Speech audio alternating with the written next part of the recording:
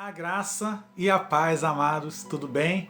Sou Olavo, canal Honrando a Aliança, e nesse vídeo e no próximo eu queria estar meditando sobre uma parábola bem conhecida, parábola do filho pródigo, em Lucas 15, a partir do 11. E eu queria trazer duas breves meditações, uma nesse vídeo, uma no próximo. Vamos ler a palavra e diz assim: E Jesus continuou: um homem tinha 2 filhos. O mais novo reivindicou do seu pai: Pai, dá-me a parte da herança que tenho direito. E consentido o pai, repartiu sua propriedade entre eles. Não se passou muito tempo, e o filho mais novo reuniu tudo o que tinha, partindo para terras distantes. E lá esbanjou todos os seus bens, vivendo de forma irresponsável. Coincidentemente, após haver gasto tudo o que possuía, abateu-se sobre toda aquela região uma grande fome. E ele começou a passar muita necessidade.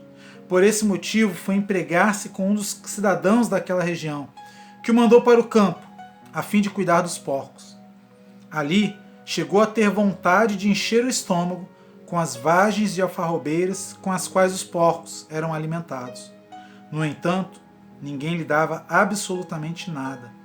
Foi quando, caindo em si, falou consigo mesmo: Quantos empregados de meu pai têm comida com fartura, e eu aqui, morrendo de fome?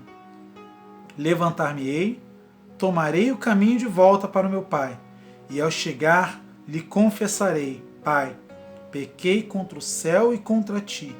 Não sou mais digno de ser chamado teu filho.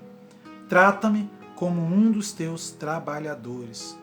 E logo em seguida, levantou-se e saiu na direção do pai.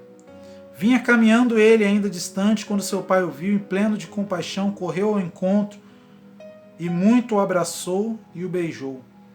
Então o filho lhe declarou: Pai, pequei contra o céu e contra ti.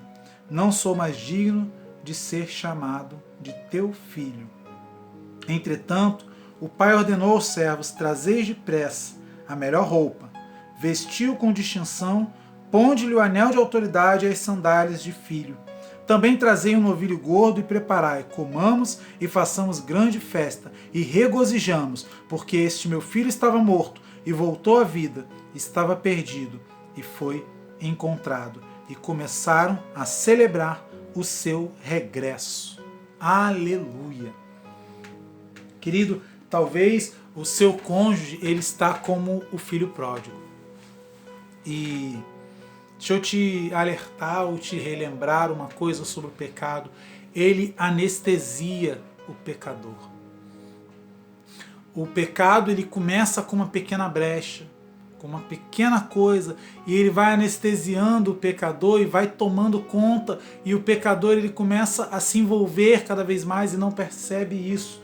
Nós atentamos aqui que ele começa pedindo somente a parte da herança.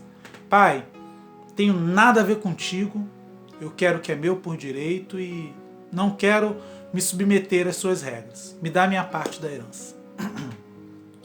Começou aí. Pai, eu quero satisfazer os meus prazeres. Eu quero me satisfazer. Eu não quero viver em obediência a você. Quero me satisfazer. Me dá a minha parte da herança. E o pai deu. Mas aí o pecado já tinha entrado e começou a anestesiá-lo. E não passou muito tempo, esse filho foi embora da casa do pai.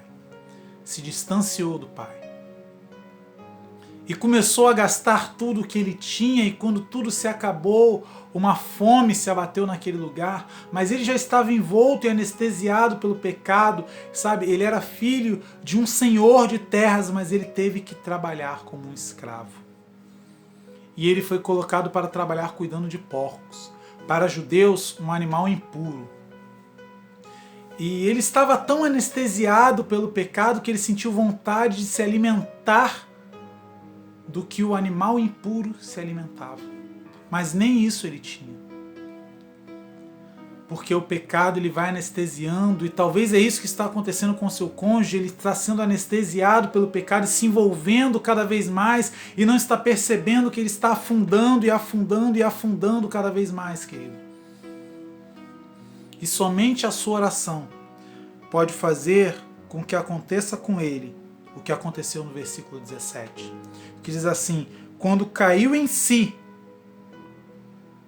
sabe, a sua oração pode fazer o seu cônjuge cair em si e reconhecer, porque ele caiu em si e reconheceu: quantos empregados do meu pai têm comida em fartura e eu estou aqui passando fome. Ele caiu em si, a anestesia do pecado não fazia mais efeito nele. E ele lembrou: opa, peraí, na casa do meu pai eu tenho de tudo. Eu vou para lá para ser, nem que seja para ser tratado como um empregado. Sabe, quando a anestesia do pecado passa, vem o reconhecimento do erro, a humildade, e ele chega e dizer: pai, eu pequei, não sou digno de ser filho, me trata como um empregado.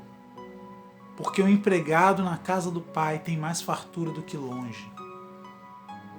O empregado na casa do pai tem mais fartura do que o filho distante. Então, querido, a sua oração tem poder para fazer o seu cônjuge cair em si. E reconhecer que no propósito do pai, no casamento, na família que o pai colocou ele tem fartura de alegria, de emoções boas, de boas vivências, de libertação, de salvação. Ele tem fartura de vida. Sabe? E ele resolve voltar com um coração humilde e quebrantado. A sua oração tem poder de fazer o seu cônjuge cair em si. O filho pródigo já foi. Ele precisava ir para voltar. E a sua oração pode mudar o coração do seu cônjuge. Sua oração, através da mão de Deus, pode mudar o coração do teu cônjuge e fazer ele voltar, fazer ela voltar e reconhecer que a fartura está na casa, não longe de casa.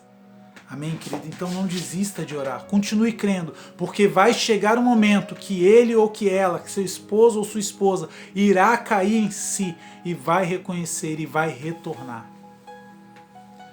Como Osés, no capítulo 2, que cerca, como Deus cerca Gomer com a cerca de espinhos, ela diz: retornarei. Deus vai fazer seu cônjuge cair em si e retornar para a família, retornar para casa.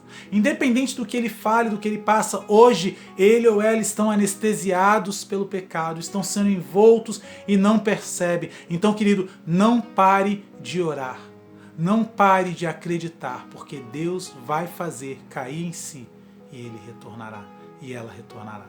Você crê nisso? Não pare de buscar. Que a graça, a paz e o amor que excede todo o entendimento esteja sobre a sua vida hoje e para todo sempre, meu amado, minha amada. Curta esse vídeo, compartilhe com alguém que precise ouvir essa palavra. Se você não é inscrito, se inscreva no canal e não se esqueça jamais que esse é o ano da restauração.